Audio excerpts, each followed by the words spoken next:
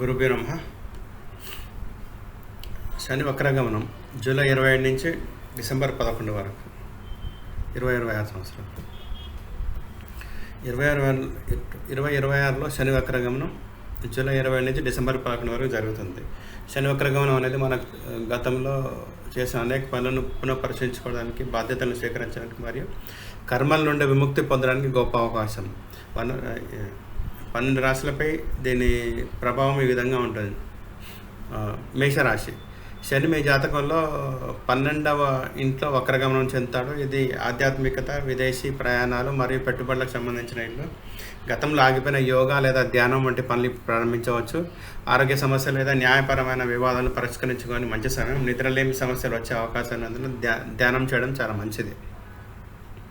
వృషభ రాశి. శని 11వ ఇంట్లో వక్రగమనం చెందుతాడు. ఇది సామాజిక సంబంధాలు మరియు లాభాలకు సంబంధించిన ఇల్లు. పాత స్నేహితులు మళ్ళీ మీ జీవితంలోకి రావచ్చు. మీ వ్యక్తిత్వాన్ని మెరుగుపరుచుకొని ముఖ్యంగా ఆహారపు అలవాట్లు మరియు క్రమశిక్షణపై దృష్టి పెట్టడానికి సరైన సమయం. షేర్ మార్కెట్లో పెట్టుబడులు పెట్టేప్పుడు చాలా జాగ్రత్తగా పరిశోధన చేయడం అవసరం. మిథున రాశి.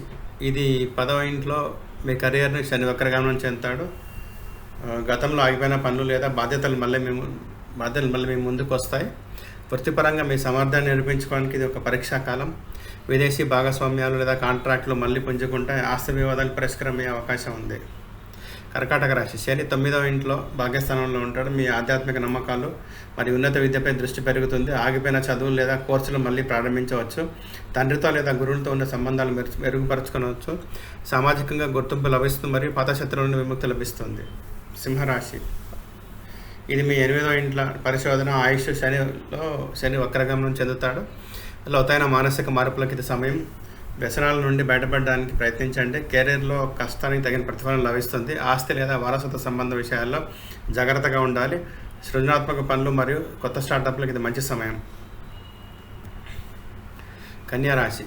శని 7వ ఇంట్లో భాగస్వామ్య వివాహము ఇంట్లో ఉంటాడు. ఇక్కడ వక్రగమనం చెందుతాడు. వ్యాపార ఒప్పందాలు మరియు చర్చలకు ఇది అనుకూలమైన సమయం. వివాహ సంబంధాల్లో ఉన్న సమస్యలు సామరస్యంగా పరిష్కరించుకోవచ్చు. మీ ఆరోగ్యం మరియు వ్యక్తిత్వంపై శ్రద్ధ వహించండి. ఇంటి మరమ్మతులు లేదా మార్పులు చేపట్టే అవకాశం ఉంది. తులారాశి. మీ 6వ ఇంట్లో శత్రువు రోగాలు సంబంధించిన ఇల్లు ఇది. ఇక్కడ శని వక్రగమనం చెందుతాడు. ఇది ఆరోగ్య సమస్యల నుండి కోలుకోవడానికి మరియు శత్రువులపై విజయం సాధించడానికి సహాయపడుతుంది. విదేశీ ప్రయాణాలు, వీసా లేదా పాస్పోర్ట్ పనులు వేగవంతం అవుతాయి. కార్యాలయంలో రాజకీయాలు ముగిసి మీ కష్టానికి గుర్తింపు లభిస్తుంది. వృశ్చిక రాశి. శని 5వ ఇంట్లో సంతానం, విద్య ఇల్లు. ఇక్కడ వక్రగమనం చెందుతాడు. సంతానం కోసం ఎదురు చూసే వారికి శుభవార్త. స్టాక్ మార్కెట్లో గతంలో జరిగిన నష్టాలను పొడుచుకునే అవకాశం ఉంది. పాత ప్రేమ సంబంధాలు లేదా సృజనాత్మక పనులు మళ్ళీ ప్రారంభించవచ్చు. ఆర్థిక క్రమశిక్షణ పాటించడం చాలా ముఖ్యం. ధనురాశి. శని 4వ ఇంట్లో సుఖస్థానం, ఇల్లు. ఇక్కడ ఉంటాడు.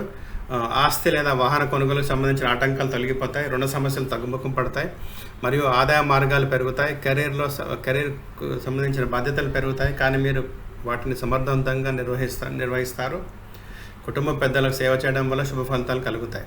మకర రాశి. మీ రాశి అధిపతి అయిన శని మీ 3వ ఇంట్లో ధైర్యము, కమ్యూనికేషన్లో వక్రగమనం చెందుతాడు.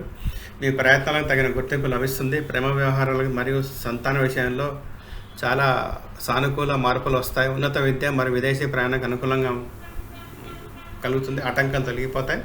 న్యాయపరమైన చిక్కుల నుండి బయటపడతారు. కుంభరాశి. శని 2వ ఇంట్లో ధనస్థానం, కుటుంబంలో వక్రగమనం చెందుతాడు. ఆర్థికంగా బలోపేతం కావడానికి, పొదుపు చేయడానికి ఇది మంచి సమయం. కుటుంబంలో పాత పద్ధతులు లేదా విభేదాలను తొలగించి ముందుకు సాగవచ్చు. ఆస్తి లావాదేవీలు మరియు వాహన కొనుగోలు సంబంధించిన వాటికి అనుకూలంగా ఉంటుంది. ఆరోగ్య సమస్యలు, భయాలు తొలగిపోతాయి. మీనరాశి.